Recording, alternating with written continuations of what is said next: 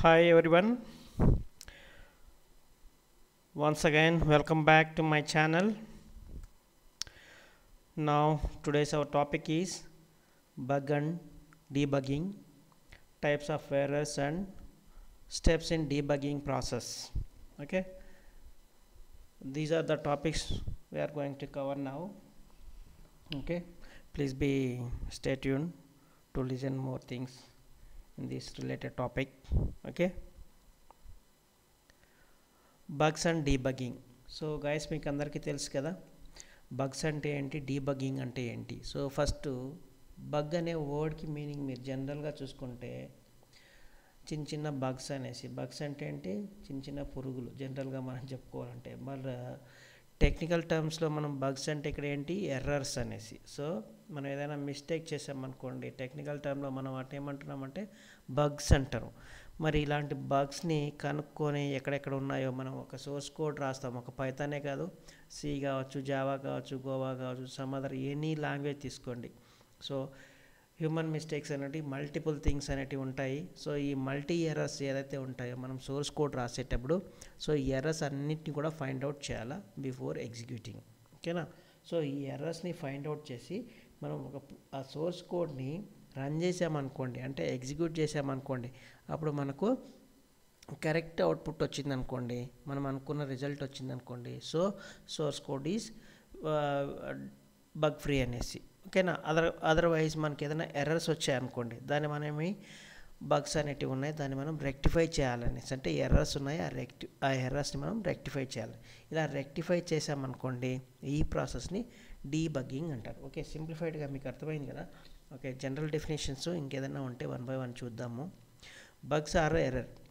A bug is a mistake or error in your code that causes wrong output, program crash, unexpected behaviour. So ఎక్కడైతే మనం source కోడ్లో mistake చేస్తామో, లేదంటే error అనేది చేస్తామో, ఓకేనా, ఎర్రర్ అనేది ఫైండ్ అవుట్ అవుతుందో, సో అలాంటప్పుడు దాన్ని ఏమంటున్నాం, బగ్ అంటున్నాం. సో ఇలా బగ్స్ వచ్చినప్పుడు మనకి ఏం జరుగుతుంది, రాంగ్ అవుట్పుట్ వస్తుంది, లేదంటే ప్రోగ్రామే ఏమంటారు, ఎగ్జిక్యూషన్ కాకుండా టర్మినేట్ అయిపోవచ్చు, అంటే ప్రోగ్రామ్ క్రాష్ కావచ్చు, లేదంటే అన్ఎక్స్పెక్టెడ్గా బిహేవ్ చేయొచ్చు, అంటే సడన్గా, అంటే సగం ప్రోగ్రామ్ రన్ అయ్యి సడన్గా ఆగిపోవడం, లేదంటే కొన్ని ఇన్ఫినిట్ కండిషన్స్ పెడతాం, అంటే కండిషన్ అనేది ఎక్కడ కూడా స్టాప్ కాదనమాట, ముఖ్యంగా లూప్స్లో చెప్పుకున్నప్పుడు. సో ఇలాంటి కండిషన్స్ అప్పుడు మనకి ఏం చేస్తుందంటే కంటిన్యూస్గా వర్క్ అవుతూ మొత్తానికి సిస్టమ్ అనేది హ్యాంగ్ అయిపోయి బాగా హీట్ ఎక్కిపోయి, ఓకేనా, ఏం చేస్తుంది, సిస్టమ్ క్రాష్ అయిపోతుంది, వీలైతే షట్ డౌన్ కూడా అయిపోయే ఛాన్సెస్ ఉంటాయి. ఓకేనా. సో ఇలా బగ్స్ వచ్చినప్పుడు మనకు జరిగే ఎర్రర్స్ అనమాట ఇవి. సో జనరల్గా వచ్చే అవుట్పుట్స్, సో అవుట్కమ్స్. ఓకేనా. సో మరి డీబగ్గింగ్ అంటే ఏంటి, ఇదివరకు చెప్పుకున్నాం. బగ్ అంటే ఎర్రరు, ఆ ఎర్రర్ని రెక్టిఫై చేసుకోవడమే డీబగ్గింగ్. ఓకేనా. మరి డెఫినేషన్ వైజు ఇక్కడ స్లైడ్లో మీకు ఏం చెప్తుంది, debugging is the process of finding and fixing errors in the source code. So source కోడ్లో మనం ఏదైతే ఎర్రర్స్ కానీ మిస్టేక్స్ కానీ, ఓకేనా, ఫైండ్ అవుట్ చేస్తామో వాటిని మనం ఏం చేయాలా, ఎక్కడెక్కడ ఎర్రర్స్ ఉన్నాయో ఫైండ్ అవుట్ చేయాలా, దాంతోపాటు వాటిని ఫిక్స్ చేయాలన్నమాట. సో ఇలా ఫిక్సింగ్ చేసామనుకోండి, ఓకేనా, ఎర్రర్ని రెక్టిఫై చేసామనుకోండి, దీన్ని ఏమంటాం, డీబగ్గింగ్ అంటారు. When your program does not behave as expected, you debug it to find the problem and correct it. ఓకేనా. సో మనకి ఎప్పుడైతే మనం అనుకున్న విధంగా మనం రాసుకున్న సోర్స్ కోడ్ అనేది, ఓకేనా, బిహేవ్ చేయలేదు, అప్పుడు మనం ఏం చేయాలి, దీన్ని రెక్టిఫై చేయాలి. అలాగే రెక్టిఫై చేస్తూ వాటికి ప్రాపర్ సొల్యూషన్ అనేది మనం ఇవ్వాలన్నమాట. అదర్వైజ్ మన సోర్స్ కోడ్ అనేది ప్రాపర్గా ఎగ్జిక్యూట్ కాదు. ఓకేనా. సో ఇక్కడ ఒక ఎగ్జాంపుల్ ఇచ్చాను. సో 100/0. సో గుర్తుపెట్టుకోండి, ఎక్కడైనా కూడా మనం ఏదైతే బేసిక్ ఫండమెంటల్స్ మ్యాథ్స్లో కావచ్చు, సైన్స్లో కావచ్చు, సమ్ అదర్ సబ్జెక్ట్స్లో కావచ్చు, సో ఫండమెంటల్స్ ఏదైతే ఉంటుందో ఆ ఫండమెంటల్స్ని మనం ప్రాపర్గా టెక్నికల్ టర్మ్స్లో ఇక్కడ మనం అప్లై చేయాలి. సో ఎక్కడైతే మనం ఫండమెంటల్ రూల్స్ని ఫాలో కాలేదో బై డిఫాల్ట్గానే మనకి ఏమవుతుంది, సమ్ ఎర్రర్స్ అనేటివి వస్తుంది. సో ఇక్కడ నేను మ్యాథ్స్లో మీకు ఏ నెంబర్ని కూడా 0తో మనం డివిజన్ చేయలేము. ఓకేనా. సో ఒకవేళ పొరపాటున చేసామనుకోండి, సో ఇక్కడ మ్యాథ్స్లో మనకి ఎలాగైతే, ఓకేనా, సరైన అవుట్పుట్ రాదో, ఇక్కడ కూడా మనకు సోర్స్ కోడ్ని రన్ చేసినప్పుడు కూడా ఇలాంటి కండిషన్స్లో మనకు ఎర్రర్ అనేది వస్తుంది. దీన్నే జీరో డివిజన్ ఎర్రర్ అంటారు. Okay, division by zero. ఓకేనా. సో ఇది ఒక ఎగ్జాంపుల్. సో దీన్ని ఏమంటున్నాం, బగ్ అంటున్నాం. ఇక్కడ మీకు రెడ్ కలర్ ఇండికేషన్ ఉంది కదా, జీరో. సో ఇలా ఈ కోడ్ని మనం ఎగ్జిక్యూట్ చేసినప్పుడు ఎక్కడెక్కడ ఏ లైన్లో ప్రాబ్లం ఉంది ఇలా మనకు విత్ లైన్తో పాటు, ఓకేనా, అలాగే ఆ టైప్ ఆఫ్ ఎర్రర్తో పాటు ఇలా మనకు వస్తుంది. సో దీన్ని ఏమంటున్నాం, బగ్ అంటున్నాం. ఓకేనా, గుర్తుపెట్టుకోండి. తర్వాత మరి దీన్ని రెక్టిఫై చేయాలంటే ఏంటి? సో ఈ నంబర్ని 100/0 కాకుండా వేరే ఎనీ నంబర్తో మీరు, ఓకేనా, డివిజన్ చేశారనుకోండి, అప్పుడు మనకు ప్రాపర్ అవుట్పుట్ అనేది వస్తుంది. ఓకేనా. సో ఇలా అవుట్పుట్ వచ్చినప్పుడు మనం ఏమంటాం, దీన్ని డీబగ్గింగ్ చేసాము అంటాం. Now debugged it. ఓకేనా. సో ఇలా మనం డీబగ్గింగ్ చేయొచ్చు అనమాట. ఒక ఎర్రర్ని ఒక మిస్టేక్ మనం పొరపాటున తెలిసో తెలియకుండా 100/0 ఇచ్చాం, ఎర్రర్ వచ్చింది. ఈ ఎర్రర్ని రెక్టిఫై చేసాము అంటే ఎర్రర్ని మనం ఎగ్జిక్యూషన్ చేయకముందు చేయొచ్చు. లేదు ఇది ఎర్రర్ అనే ఫండమెంటల్ మీకు గుర్తులేదు, పొరపాటున చేశారు, నో ప్రాబ్లం. వన్స్ ఎగ్జిక్యూట్ చేసినప్పుడు ఎర్రర్ వచ్చింది, ఈ ఎర్రర్ని చదివి తర్వాత అయినా మన సోర్స్ కోడ్ని మనం ఏం చేయొచ్చు, డీబగ్ చేయొచ్చు అనమాట. అంటే ఈ బగ్ని రెక్టిఫై చేయొచ్చు. దీన్నే మనం ఏమంటున్నామంటే డీబగ్గింగ్ అంటాం. అంటే ఎర్రర్స్ని లేదంటే మిస్టేక్స్ని రెక్టిఫై చేసాము, కరెక్ట్ చేసుకున్నాము అనేసి. ఓకేనా. Next types of errors. So ఇలా మనం ప్రోగ్రామింగ్ సోర్స్ కోడ్ రాసేటప్పుడు జనరల్గా మనకు రకరకాల ఎర్రర్స్ వస్తాయి. టోటల్ నంబర్ ఆఫ్ ఎన్ని ఎర్రర్స్ అన్నారా అని ఫైనల్గా ఒక 3 కేటగిరీ టైప్స్ మనం డివైడ్ చేసుకున్నాం.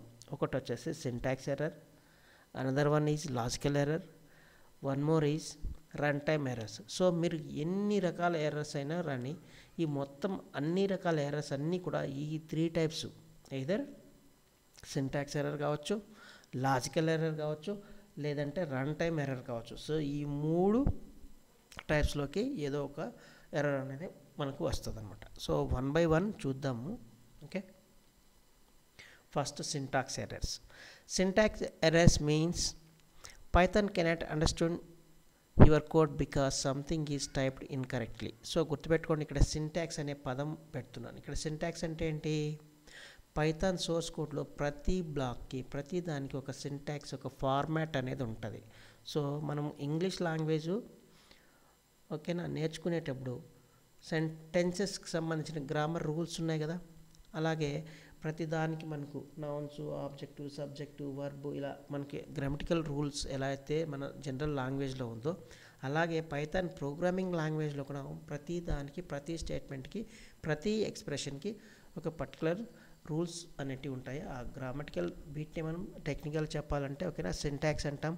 సో ఈ సింటాక్స్ పర్ఫెక్ట్గా ఉంటేనే మనకు ప్రోగ్రామ్ అనేది ఎగ్జిక్యూట్ అవుతుంది.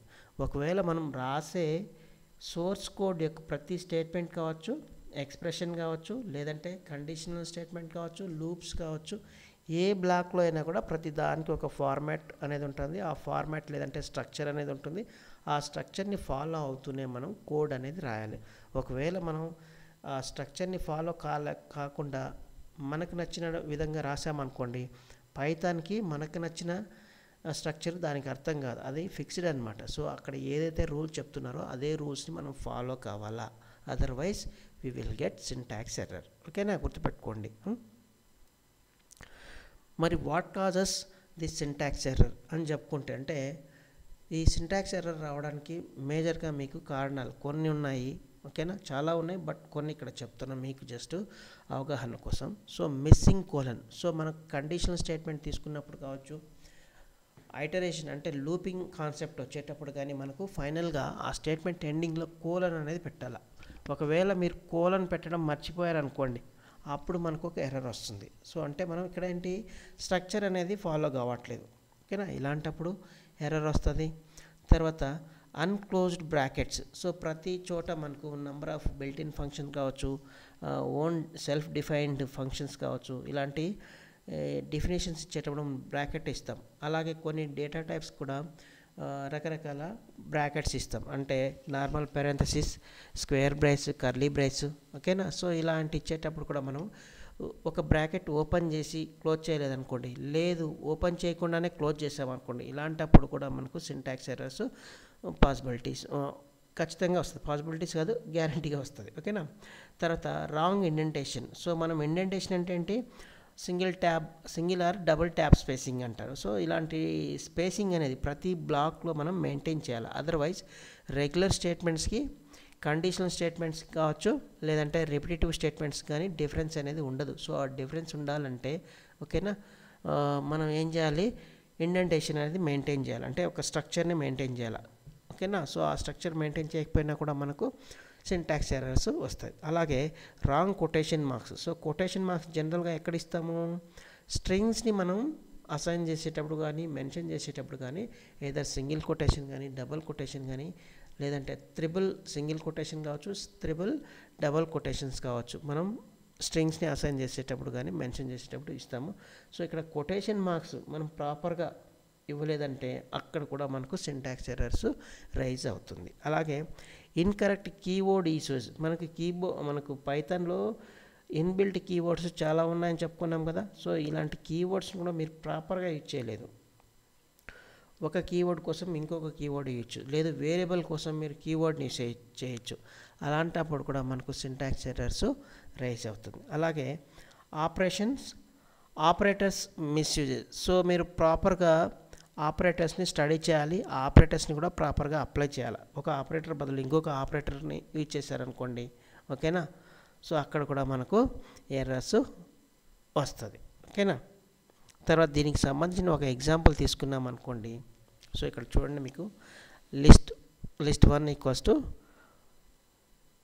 స్క్వేర్ బ్రేస్ 1 2 3 ఇచ్చాను. ఇక్కడ స్క్వేర్ బ్రేస్ ఎండింగ్ ఇవ్వలేదు, అంటే ఇక్కడ కూడా ఎర్రర్ వస్తుంది. అలాగే ఇఫ్ x = 5. సో ఇది ఒక కండిషన్ స్టేట్మెంటు. ఈ కండిషన్ స్టేట్మెంట్ ఎండింగ్లో మనకి ఏం కావాలి, కోలన్ రావాలి, 2 చుక్కలు. ఓకేనా. సో ఇలాంటి కోలన్ అనేది మనకు ఇక్కడ పెట్టలేదనుకోండి, ఇక్కడ కూడా మనకు ఎర్రర్స్ వస్తుంది. అలాగే రిపిటేటివ్ స్టేట్మెంట్స్లో మనకు for I in range. So రేంజ్ని ఎప్పుడు కూడా మనం పెరెంథసిస్లో ఇవ్వాలి. అలాగే ఈ రిపిటేటివ్ స్టేట్మెంట్ ఫర్ లూప్ ఏదైతే ఉంటుందో దానికి ఎండింగ్లో కూడా కోలన్ రావాలి. సో ఈ కోలన్ ఇలా మనకంటే ఈ స్టేట్మెంట్ యొక్క స్ట్రక్చర్ని మనం ఫాలో కాలేదు. ఓకేనా. కాబట్టి మనకు ఎర్రర్ రావడానికి ఛాన్సెస్ ఎక్కువ ఉంది. ఓకేనా. సో దీని తర్వాత మీకు దీనికి సంబంధించిన ఫ్యూ ఎగ్జాంపుల్స్ మీకు కన్సోల్ పైన మీకు చూపిస్తాను. ఓకేనా. సో నేను పైథాన్ ఇంటరాక్టివ్ మోడ్లో చూపిస్తున్నాను, అవసరమైతే స్క్రిప్ట్ ఫైల్ కూడా చూపిస్తాను. బట్ ఇక్కడ మీకు ప్రతి సింపుల్ టాపిక్సే కాబట్టి ఇంటరాక్టివ్ మోడ్లోనే చూపిస్తాను. ఓకేనా. My version is old version, so I'm typing here only Python, no need of any latest command Python 3. Okay. So ఇక ప్రింట్ జనరల్గా మీకు అందరికీ తెలుసు ప్రింట్. ఓకేనా. జస్ట్ ప్రింట్ యొక్క ఓపెనింగ్ బ్రాకెట్ నేను మిస్ చేస్తున్నాను. ఓకేనా. హాయ్ అని చెప్పేసి క్లోజ్ చేసి ఇక్కడ చూడండి, మీకు ఇక్కడ ఏమొస్తుంది, ప్రింట్ హాయ్. ఇక్కడ బ్రాకెట్ ఓపెన్ చేయలేదు కానీ క్లోజ్ చేశాను. సో అంతా కరెక్ట్, కాకపోతే ఒక సింగిల్ ఓపెనింగ్ బ్రాకెట్ ఇవ్వలేదు, పెరెంథసిస్. అందుకనేసి మనకు ఏమొచ్చింది ఇక్కడ, సింటాక్స్ ఎర్రర్. ఓకేనా, గుర్తుపెట్టుకోండి. అర్థమవుతుంది అనుకుంటాం మీకు. Okay. So file std in line 1. So line 1లో మనకి ఏమొచ్చింది, ఇక్కడ చూపిస్తుంది యారో మార్క్. సో ఇక్కడ సంథింగ్ ఉండాల. ఓకేనా. Syntax error, missing parenthesis in call to print, did you mean hi. ఓకేనా. సో మనకు క్వశ్చన్ చేస్తుంది. ఓకేనా. సో మనం దీన్ని ఏం చేయాలా, ఈ సింటాక్స్ ఎర్రర్ వచ్చింది కాబట్టి మనకు తెలియదు అనుకోండి పొరపాటున. ఓకేనా. తెలియకపోయినా సో ఫస్ట్ టైం బిగినర్స్గా మనకు మ్యాక్సిమం ప్రతి బిగినరు రకరకాల ఎర్రర్స్ని ఫేస్ చేస్తారు. గుర్తుపెట్టుకోండి, ఏం కంగారు పడాల్సిన, ఈ ఎర్రర్ ఏం టైపో ఫస్ట్ చదవండి. చదివిన తర్వాత ఏం చెప్తున్నాడు, ఎక్కడ ఇండికేషన్ వస్తుంది, సో ఇలా ఇండికేషన్ చూసుకొని ఆ ఎర్రర్ని చదివితే మీకు ఒక క్లారిటీ వస్తుంది. ఓకేనా. వచ్చిన తర్వాత మీకు అర్థమవుతుంది ఇక్కడ బ్రాకెట్ క్లోజింగ్ ఉంది కానీ ఓపెనింగ్ లేదనేసి. ఓకేనా. లేదు, మిస్సింగ్ పారెంథసిస్ క్లియర్గా ఉంది కదా పదం. ఓకేనా. సో ఇలా చదివితే మీకు అర్థమవుతుంది. మీరు ఇప్పుడు ఏం చేస్తారు, పైన ఇదే స్టేట్మెంట్ని మీరు ఏం చేయాలి, ఇక్కడ పారెంథసిస్ అనేది ఓపెన్ చేయాలి. ఇప్పుడు నేను ఎంటర్ హిట్ చేశాను, చూడండి మనకి ఇప్పుడు ప్రాపర్ అవుట్పుట్ అనేది వస్తుంది. సింటాక్స్ ఎర్రర్ అనేది మనం ఇప్పుడు ఏం చేసాము, డీబగ్ చేసాము. ఓకేనా. అలాగే ఇంకేం చేయొచ్చు, ఇంకొక ఎగ్జాంపుల్. ఓకేనా.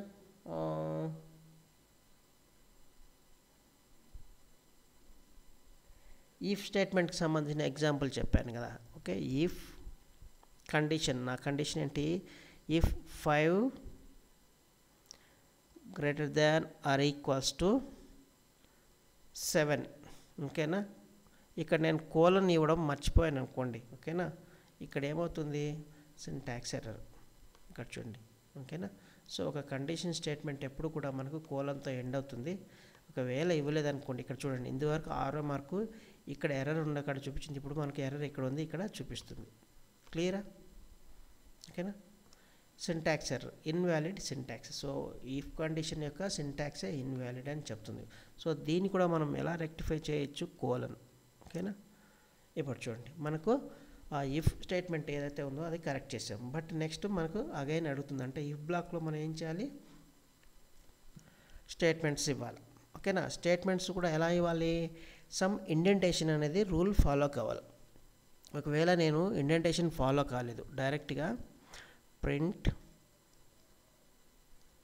5 అని ఇస్తున్నాను. ఓకేనా, ఇప్పుడు నేను ఎగ్జిక్యూట్ చేసినప్పుడు చూడండి, ఒక ప్రింట్ సింటాక్స్ని, ఓకేనా, ఫస్ట్ నేను ఎర్రర్ వచ్చింది, తర్వాత ఇండెంటేషన్ ఎర్రర్. సో ఇక్కడ గుర్తుపెట్టుకోండి, ఎర్రర్ చదివితే ఇండెంటేషన్ ఎర్రర్. సో ఇక్కడ expected and indented black.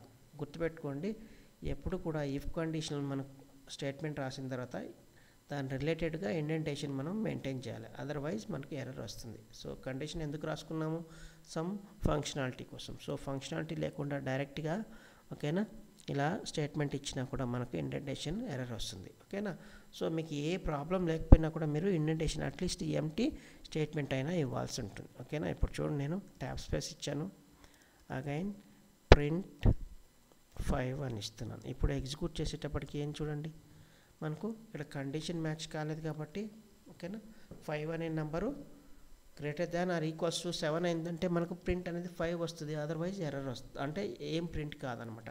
Next ఏం చెప్పలేదు కాబట్టి ప్రోగ్రామ్.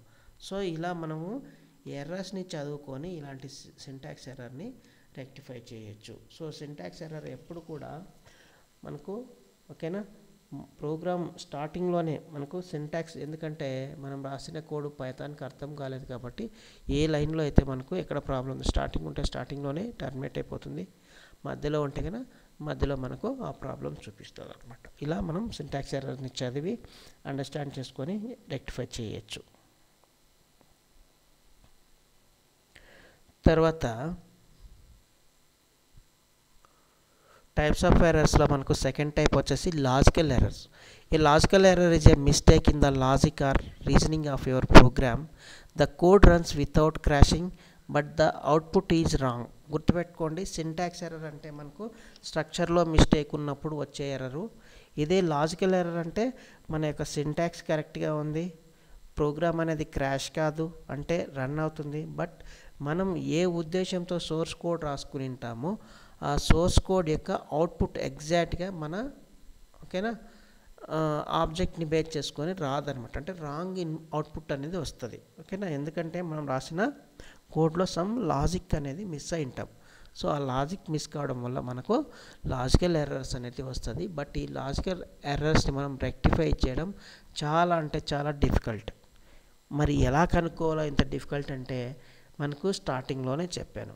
సో అవుట్పుట్ అనేది వస్తుంది, బట్ రాంగ్ అవుట్పుట్. సో మనకి ఎప్పుడైతే క్రాస్ వెరిఫికేషన్ చేసేటప్పుడు, అంటే మీరు మ్యాథమెటికల్ కానీ సమ్ అదర్ సైంటిఫిక్ వాల్యూస్ మీరు ఎక్కడ కూడా ఒకసారి రిజల్ట్ వచ్చిన తర్వాత మీరు క్రాస్ వెరిఫికేషన్ చేసుకోవడం జనరల్గా మనం చేస్తూ ఉంటాం కదా. ఇలా రాంగ్ అవుట్పుట్ అనేది వచ్చినప్పుడు మనం ఏం చేయాలి, క్రాస్ వెరిఫికేషన్ చేసుకోవాలి. సోలో ఇలా క్రాస్ వెరిఫికేషన్ చేసేటప్పుడు లైన్ బై లైన్ మీకు ఏమవుతుంది, ఎక్కడో మీ మిస్టేక్ అనేది తెలుస్తుంది. సో అలా మాత్రమే మనం రెక్టిఫై చేయగలం. Then what are the causes causing logical errors. So logical errors రావడానికి కారణాలు, ఓకేనా, వెతుక్కుంటే మనం wrong mathematical formula, okay, basic mathematical rules ఏదైతే ఉంటుందో వాటిని మనం ప్రాపర్గా అప్లై చేయాలి, లేదంటే కూడా మనకు లాజికల్ ఎర్రర్స్ అనేటివి రైజ్ అవుతుంది. అలాగే రాంగ్ వేరియబుల్స్ యూజ్డ్. సో ఒక వేరియబుల్ ఇచ్చేసి, ఓకేనా, దాన్ని ప్రాపర్గా అసైన్ చేసిన తర్వాత దాన్ని ప్రాపర్గా యూజ్ చేయలేదనుకోండి, అందువల్ల కూడా మనకు లాజికల్ ఎర్రర్స్ వస్తుంది. అలాగే incorrect conditions in if or loops. So if బ్లాక్లో కానీ లూపింగ్ బ్లాక్స్లో కానీ మనం ప్రాపర్గా కండిషన్స్ రాయలేదనుకోండి, ఓకేనా, అలాంటప్పుడు కూడా ఇలాంటి లాజికల్ ఎర్రర్స్ జనరేట్ అవుతుంది, ఓకేనా. తర్వాత wrong order of statements. So statements ఒక సీక్వెన్స్ ఆర్డర్లో మనము రాయాల్సి ఉంటుంది, ఓకేనా. ఒకవేళ చివరిలో రాయాల్సిన స్టేట్మెంట్ని స్టార్టింగ్లోనే రాయాల్సిన స్టేట్మెంట్ని చివరిలో రాసామనుకోండి, అక్కడ కూడా మనకు ప్రాబ్లం అనేది అంటే లాజికల్ ఎర్రర్స్ అనేటివి జనరేట్ అవుతుంది. అలాగే misunderstanding operator precedence. So operator యొక్క ప్రెసిడెన్స్ అంటే ప్రయారిటీ ఉన్నాయి కదా, సో ఆ ప్రయారిటీ వైజ్ మనకు ఏ ఆర్డర్లో అయితే వర్క్ అవుతుందో ఆ ఆర్డర్ని మనం ఫాలో అయ్యి దాని ప్రకారమే యూజ్ చేసుకోవాలి, ఓకేనా. సో ఆపరేటర్ యొక్క ప్రెసిడెన్స్ ఒకసారి రిమైండ్ చేసుకోండి, దాని ప్రకారమే మన సోర్స్ కోడ్ అనేది ఉండాలి, గుర్తుపెట్టుకోండి. అలాగే రాంగ్ రేంజ్. సో రేంజ్ అనేది ఒక బిల్టిన్ ఫంక్షన్. ఆ బిల్టిన్ ఫంక్షన్లో మనకు దానికంటూ ఒక సింటాక్స్ ఫార్మాట్ ఉంటుంది. ఆ స్ట్రక్చర్ వైజే మనం కోడ్స్ బిల్డ్ చేసుకోవాలి ఎప్పుడు రేంజ్ వచ్చినప్పుడు. అలా కాకుండా ప్రాపర్ రేంజ్ ఫంక్షన్ని మీరు ప్రాపర్గా యూజ్ చేయలేదండి, అక్కడ కూడా మనకు లాజికల్ ఎర్రర్స్ రైజ్ అయ్యే అవకాశం ఉంది. సో ఇటువంటి చెప్పుకుంటూ పోతుంటే చాలా వరకు వస్తుంది, బట్ మీకు ఫ్యూ ఎగ్జాంపుల్స్ చెప్తున్నాను only for the sake of ఏమంటారు అవగాహన కోసం, ఓకేనా. తర్వాత దీనికి సంబంధించిన ఎగ్జాంపుల్, సపోజ్ మనకి యావరేజ్ కావాలి. సో యావరేజ్ అంటే ఏంటి, 2 నెంబర్స్ని మనం జనరల్గా ఏం రాసుకుంటాం, మ్యాథ్స్ మీరు నోట్బుక్లో రాసేటప్పుడు కానీ జనరల్ సొల్యూషన్లో 2 నెంబర్ ప్లస్ బై 2 అని చెప్పి రాసేసుకుంటారు. ఇలాగే మీరు ఇక్కడ ఇంప్లిమెంట్ చేశారనుకోండి, టెక్నికల్ టర్మ్స్లో మనం ఎక్స్ప్రెషన్ని ప్రాపర్గా బిల్డ్ చేయాలి. ఇక్కడ ప్రాపర్గా బిల్డ్ చేయాలంటే ఇక్కడ ఏంటి, 2 నెంబర్స్ని యాడ్ చేయాలా, వచ్చిన వాల్యూని డివైడ్ చేయాలా. సో ఇక్కడ మనం 2 నెంబర్స్ని యాడ్ చేయాలనుకుంటే ఇలాగే రాసామనుకోండి, మనకి ఇక్కడ ఏమవుతుంది, ప్రెసిడెన్స్ ఆఫ్ ఆపరేటర్ అనేది ఇక్కడ వర్క్ అవుతుంది. సో ఇక్కడ 2 ఆపరేటర్స్ ఉన్నప్పుడు దేనికి ఫస్ట్ ప్రయారిటీ పోతుంది, ఈ డివిజన్ అనే ఆపరేటర్కి పోతుంది కాబట్టి ఫస్ట్ b/2 చేస్తుంది. తర్వాత వచ్చిన వాల్యూని ఏకి యాడ్ అవుతుంది, అప్పుడు మనం అనుకున్న యావరేజ్ వస్తుందా, రాదు. కాబట్టి ఇక్కడ గుర్తుపెట్టుకోండి 2 నెంబర్స్ని సమ్ చేయాలి కాబట్టి దీన్ని బ్రాకెట్లో పెట్టాలి, ఓకేనా. పెరెంథసిస్ యూజ్ చేసామనుకోండి ఇలా, అప్పుడు మనకు ప్రాబ్లం అనేది రెక్టిఫై అవుతుంది. అంటే మనకు ఇక్కడ ప్రోగ్రామ్ అయితే ఎగ్జిక్యూట్ అవుతుంది, బట్ మనం అనుకున్న రిజల్ట్ రాదు. అర్థమవుతుంది అనుకుంటాం మీకు, ఓకే. అలాగే for I in range 1 to 5. So మీకు ఒక రేంజ్ ఆఫ్ నంబర్స్ కావాలా, రేంజ్లో ఒక పర్టికులర్ రేంజ్లో ఉన్న నంబర్స్ కావాలా. సపోజ్ 1 to 5 వరకు మీరు ప్రింట్ కావాలా. సో ఇక్కడ రేంజ్ గురించి మీరు స్టడీ చేసినప్పుడు రేంజ్ ఏం చెప్తుంది, లోయర్ లిమిట్, అప్పర్ లిమిట్, అలాగే స్టెప్. సో ఇక్కడ మీకు అప్పర్ లిమిట్ అనేది మనకు ప్రింట్ వచ్చేటప్పటికి ఎక్స్క్లూడ్ అవుతుంది, ఇన్క్లూడ్ కాదు. సో లోయర్ లిమిట్ ఏదైతే ఉంటుందో అది ప్రింట్ వస్తుంది, బట్ అప్పర్ లిమిట్. సో ఇక్కడ మనకు లోయర్ లిమిట్ ఏంటి 1, అప్పర్ లిమిట్ వచ్చేసి 5. సో ఈ అప్పర్ లిమిట్ అనేది ఎక్స్క్లూడ్ అవుతుంది. సో మనకి ఈ స్టేట్మెంట్లో మనకి ఏమవుతుంది 1 to 4 ప్రింట్ అవుతుంది, కానీ 5th నెంబర్ రాదు. సో ఇలాంటప్పుడు మనం ఏం ఇచ్చేయాలి, రేంజ్ అనే ఫంక్షన్ పెరెంథసిస్లో ఆప్షన్ అనేది మనకు 1 to 6 ఇవ్వాలి. సో అప్పుడు మాత్రమే 1 to 6 ఇచ్చినప్పుడు అంటే 1,6 ఇచ్చినప్పుడు మాత్రమే మనకు ఈ ప్రాబ్లం అనేది రెక్టిఫై అయినట్లు అవుతుంది, ఓకేనా. సో ఇలా మనం ఏం చేయొచ్చు, లాజికల్ ఎర్రర్స్ని రెక్టిఫై చేయొచ్చు. దీనికి సంబంధించిన సో 1 or 2 ఎగ్జాంపుల్ మీకు ఆన్ స్క్రీన్ కూడా చూపిస్తాను, ఫోకస్ చేయండి.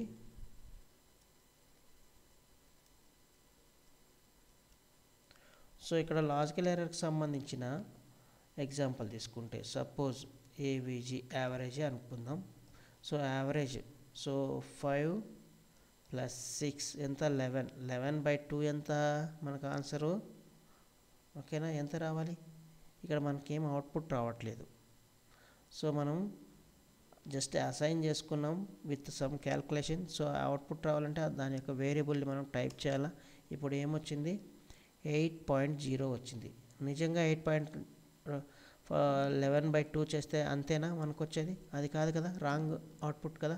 సో మనకి ఇక్కడ ఏమైనా తేడా కొట్టిందా, ఎర్రర్ ఏమైనా వచ్చిందా, ఏం లేదు. సో అంటే ప్రోగ్రామ్ యొక్క సింటాక్స్ అనేది కరెక్ట్, కాకపోతే వచ్చిన అవుట్పుట్టే రాంగ్. సో ఈ అవుట్పుట్ రాంగ్ మనకు తెలుసు కాబట్టి మనం ఏం చేయాలి, రెక్టిఫై చేసుకోవాలి ఎక్కడ మిస్టేక్ అని. సో ఇదే స్టేట్మెంట్ నేను ఏం చేస్తున్నాను, పెరెంథసిస్తో నేను రెక్టిఫై చేస్తున్నాను, డీబగ్ చేస్తున్నాను. ఇప్పుడు చూడండి, ఇప్పుడు యావరేజ్ని ఫైండ్ అవుట్ చేస్తే మనకి ఏమొచ్చింది, 11/2 అనేది 5.5 ఎగ్జాక్ట్ ఆన్సర్. అర్థమవుతుందా? సో ఇలాంటి లాజికల్ ఎర్రర్స్ని మనం రెక్టిఫై చేసుకోవడం ఓన్లీ త్రూ బ్యాక్ టెస్టింగ్ అంటారు. ఓకేనా? సో క్రాస్ వెరిఫికేషన్ అంటారు కదా, అలా బ్యాక్ టెస్టింగ్ చేస్తేనే మనకు తెలుస్తుంది. ఓకేనా? అలాగే మరొక ఎగ్జాంపుల్. సో ఇక్కడ మీకు ఫర్ ఎగ్జాంపుల్ ఇచ్చాను కదా, for I in range. So for I in range డిఫాల్ట్గా మనకు 0 నుంచి ప్రింట్ వస్తుంది. అలా కాకుండా నాకు 1 to 5 నెంబర్స్ ప్రింట్ కావాలంటే ఏంటి, 1,6 ఇవ్వాలి. అలాగే 6 తర్వాత మీకు కోలన్ అనేది మెన్షన్ చేసామనుకోండి, ఫర్ లూప్ యొక్క సింటాక్స్. సో ఫర్ లూప్ తర్వాత మనం ఏం చేయాలి, అగైన్ ట్యాబ్ స్పేస్ అంటే ఇండెంటేషన్ మెయింటైన్ చేయాలి. ఇండెంటేషన్ మెయింటైన్ చేసిన తర్వాత ప్రింట్ ఐ వాల్యూని నేను ప్రింట్ చేస్తున్నాను. సో ఇలా ప్రింట్ చేసినప్పుడు, సో మళ్ళీ హిట్ చేసినప్పుడు నాకు గుర్తుపెట్టుకోండి, ఇక్కడ చూడండి 1 2 3 4 5 అంటే మనం అనుకున్న నంబర్స్ అన్నీ కూడా ప్రింట్ అయినాయి. ఓకేనా? అలా కాకుండా ఒకసారి ఎర్రర్ కూడా చూపిస్తాను. 1 to 5 పెట్టాను అనుకోండి, ఇప్పుడు ఏమవుతుంది, మనకు 1 to 5 నెంబర్స్ అనేది ప్రింట్ కాదు. ఓకేనా? So indentation again print I. So I వాల్యూని ప్రింట్ చేసేటప్పటికి చూడండి 1 2 3 4 నంబర్స్ మాత్రమే మనకు ప్రింటింగ్ అనేది జరిగింది. సో ఇలా మనం త్రూ బ్యాక్ టెస్టింగ్ ద్వారా మాత్రమే ఇటువంటి లాజికల్ ఎర్రర్స్ని మనం మిస్టేక్ని రెక్టిఫై చేయొచ్చు, లేదంటే డీబగ్ చేయొచ్చు అనమాట. ఓకేనా? మరి ఇవే ఉన్నాయా అంటే చాలా వరకు ఉన్నాయి. చెప్పుకుంటూ వెళ్తూ ఉంటే చాలానే వస్తుంది. జస్ట్ మీకు అవగాహన కోసం 1 or 2 చూపిస్తున్నాను, లేదంటే మన వీడియో అనేది లెంతీ అవుతుంది. ఓకేనా? సో ఇక్కడ మీరు కీ పాయింట్స్ ఏం గుర్తుపెట్టుకోవాలంటే, లాజికల్ ఎర్రర్స్ వచ్చినప్పుడు ఎటువంటి ఎర్రర్ మెసేజ్ రాదు, ఓన్లీ రాంగ్ అవుట్పుట్ మాత్రమే వస్తుంది. సో వీటిని ఫైండ్ అవుట్ చేయడం లేదంటే డిటెక్ట్ చేయడం అనేది వెరీ డిఫికల్ట్. అలాగే దీన్ని ఎలా మరి ఫైండ్ అవుట్ చేస్తామంటే బై బ్యాక్ టెస్టింగ్. గుర్తుపెట్టుకోండి. సో క్రాస్ వెరిఫికేషన్ అంటాం కదా, దీన్నే బ్యాక్ టెస్టింగ్ అంటారు. సో ఈ బ్యాక్ టెస్టింగ్ ద్వారా మాత్రమే రిజల్ట్స్ని మనం ఐడెంటిఫై చేయగలుగుతాం. తర్వాత నెక్స్ట్ టైప్ ఆఫ్ ఎర్రర్ వచ్చేసి రన్ టైమ్ ఎర్రర్. గుర్తుపెట్టుకోండి, పైన మనం ఫస్ట్ అండ్ సెకండ్ ఎర్రర్స్ వచ్చేసి సింటాక్స్ ఎర్రర్, లాజికల్ ఎర్రర్స్. ఈ రన్ టైమ్ ఎర్రర్ అనేది డిఫరెంట్, అంటే థర్డ్ కేటగిరీ. సో ఈ రన్ టైమ్ ఎర్రర్స్ ఏం చెప్తుంది, ఈ run time error occurs while the program is executing అంటే ప్రోగ్రామ్ రన్ అయ్యేటప్పుడు, even though there are no syntax errors. So మనకు సింటాక్స్ ఎర్రర్స్ ఏవి కూడా లేకపోయినా కూడా మనకు ఈ ప్రోగ్రామ్ని రన్ చేసేటప్పుడు మాత్రమే మనకు ఓకేనా ఎర్రర్స్ అనేటివి వస్తూ ఉంటాయి. The program starts normally but stops suddenly when something invalid or unexpected thing happens during execution. So గుర్తుపెట్టుకోండి, ఒక ప్రోగ్రామ్ని రన్ చేసేటప్పుడు ఓకేనా కొంత పార్ట్ కొన్ని స్టేట్మెంట్స్ ఎగ్జిక్యూట్ అయిన తర్వాత సడన్గా రావడం కానీ, లేదు స్టార్టింగ్లోనే మనకు లాజిక్ సంథింగ్ ఎర్రర్ ఉందనుకోండి, స్టార్టింగ్లో కావచ్చు చివరిలో కావచ్చు, మనకు ఇటువంటి రన్ చేసేటప్పుడు వచ్చే ఎర్రర్ని రన్ టైమ్ ఎర్రర్ అంటారు. ఓకే, సో మరి ఈ రన్ టైమ్ ఎర్రర్స్ రావడానికి కారణాలు ఏవై ఉండొచ్చు. ఓకేనా, సో దీనికి సంబంధించిన స్టడీ చేసుకున్నారనుకోండి, ఓకేనా, మీకు 1 by 1 క్లారిఫికేషన్ వస్తుంది. చూద్దాము 1 by 1. ఓకేనా, సో డివిజన్ బై 0. సో మీకు రాసుకున్న సింటాక్స్ కరెక్టు, ఓకేనా, అలాగే లాజిక్ కూడా కరెక్టు. కాకపోతే మనకు డివిజిబిలిటీ అనేది ఇక్కడ పాసిబుల్ కాదు 0తో. సో అలాంటప్పుడు డివిజన్ బై 0 ఎర్రర్ అనేది వస్తుంది. అలాగే ఇన్వాలిడ్ డేటా టైప్స్. సో మనకు ఒక డేటా టైప్తో పాటు ఇంకొక డేటా టైప్తో మనం ఎక్స్ప్రెషన్ని బిల్డ్ చేసేటప్పుడు ఓకేనా, అది ప్రాపర్గా వ్యాలిడ్ కాలేదనుకోండి, అంటే స్ట్రింగ్ ప్లస్ ఇంటిజర్. సో ఒక ఇంటిజర్ డేటా టైప్ని అలాగే స్ట్రింగ్ డేటా టైప్ని మనం అడిషన్ చేయలేం. అలాంటప్పుడు మనకు ఇలాంటి ఎర్రర్స్ రావచ్చు. అలాగే యాక్సెసింగ్ ఇన్వాలిడ్ ఇండెక్స్. సో మనం సీక్వెన్స్ డేటా టైప్లో తీసుకుంటే ఎలిమెంట్స్ని మనం త్రూ ఇండెక్సింగ్ ద్వారా మనం యాక్సెస్ చేయొచ్చు, ప్రాసెస్ చేయొచ్చు అనమాట. సో ఇలాంటి లేని వాల్యూస్ని మనం వాటి యొక్క ఇండెక్స్ ద్వారా మనం యాక్సెస్ చేయాలనుకుంటే మనం ఎర్రర్స్ రైజ్ అయ్యే ఛాన్సెస్ ఉన్నాయి. అలాగే యూజింగ్ అన్డిఫైన్డ్ వేరియబుల్, సో మనం ఏ వేరియబుల్ని ఓకేనా డిఫైన్ చేయలేదో అలాంటి వేరియబుల్ని మనం ప్రాసెస్లో ఉంచామనుకోండి, అలాంటప్పుడు కూడా మనకు ఎర్రర్స్ రైజ్ అవుతుంది.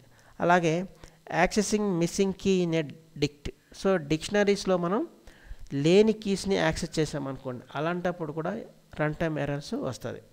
అలాగే wrong value for conversions, so ఒక వాల్యూని ఒక డేటా టైప్ నుంచి ఇంకొక డేటా టైప్లోకి కన్వర్ట్ చేసేటప్పుడు ఓకేనా ఇన్వాలిడ్ వాల్యూ ఉన్నిందనుకోండి, సపోజ్ స్ట్రింగ్ హాయ్ అనే పదాన్ని ఇంటిజర్లోకి కన్వర్ట్ చేయాలి. ఎలా కన్వర్ట్ పాసిబుల్ అవుతుందా? పాసిబుల్ కాదు. సో ఇలాంటప్పుడు మనకి ఏమవుతుంది, ఆ స్టేట్మెంట్ వచ్చేటప్పటికి ప్రోగ్రామ్ అనేది టర్మినేట్ అయిపోతుంది, అంటే స్టాప్ అయిపోతుంది ఎగ్జిక్యూషన్ కాకుండా.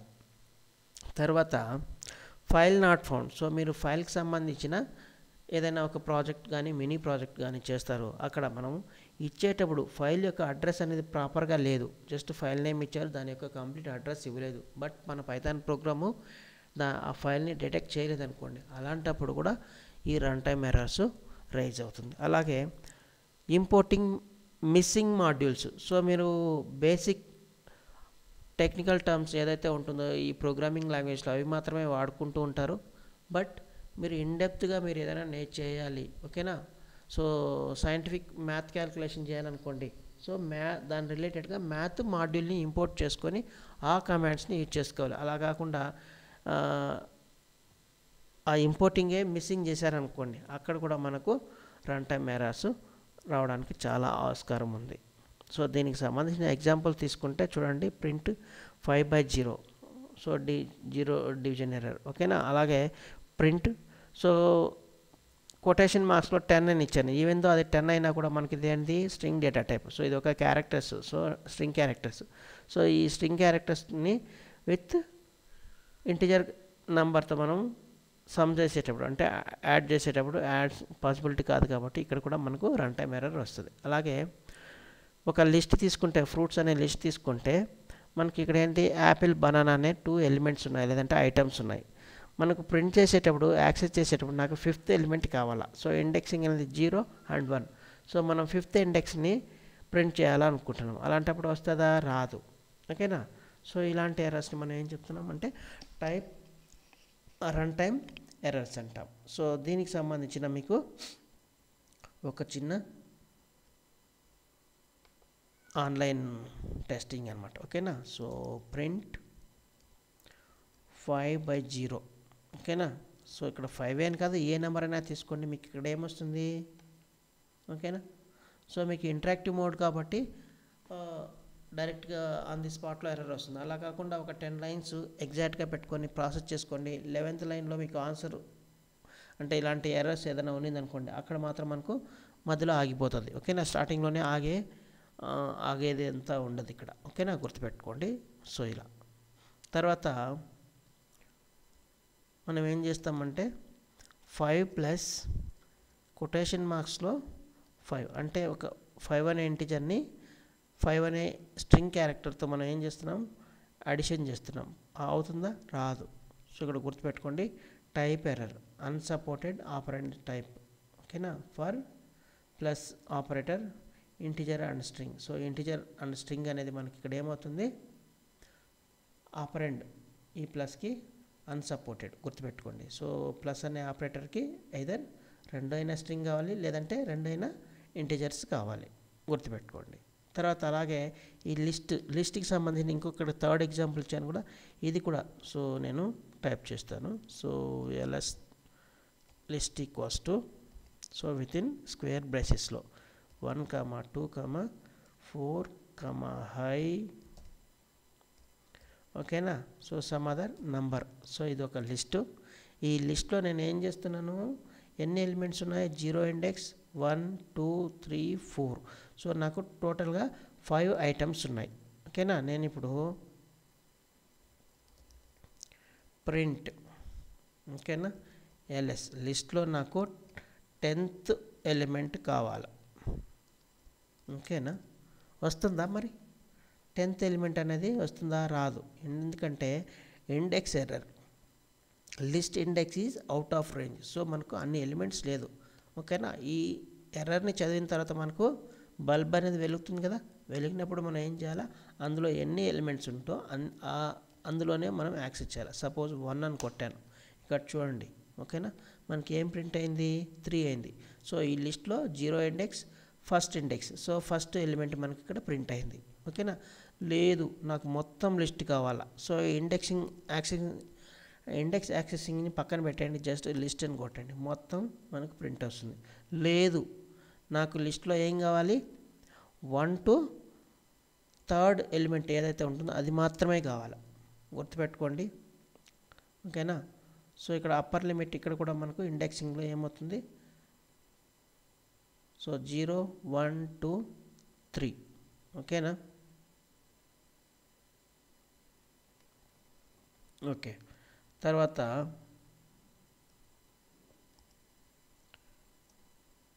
-3 అంటే 1 2, ఓకే, -1 -2 -3. సో మనకు చివరి నుంచి 0 1 2 3, సో రివర్స్ ఆర్డర్. సో ఇలా మనం ఏం చేయొచ్చు, యాక్సెస్ చేసుకోవచ్చు. సో ఇది other concept, so we will learn in later upcoming sessions.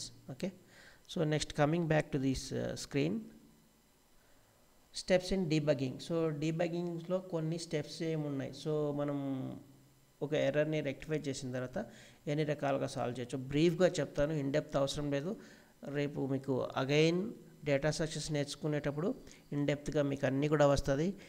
బిగినర్స్కి, ముఖ్యంగా బేసిక్ లర్నర్స్కి, ఓకేనా, language basic Python programming language లర్నర్స్కి ఏంటి స్టెప్స్ అవి మాత్రమే బ్రీఫ్గా చెప్పి ఈ సెషన్ని క్లోజ్ చేస్తాను. ఓకేనా, సో గుర్తుపెట్టుకోండి, ఇందులో ఫస్ట్ స్టెప్ ఐడెంటిటీ, అంటే find wear the error occurs. So ఎక్కడైనా అది ఏ ఎర్రర్ అయినా కావచ్చు, ఎర్రర్ ఎక్కడుందో దాన్ని ఫైండ్ అవుట్ చేసుకోవడం ఫస్ట్ స్టెప్.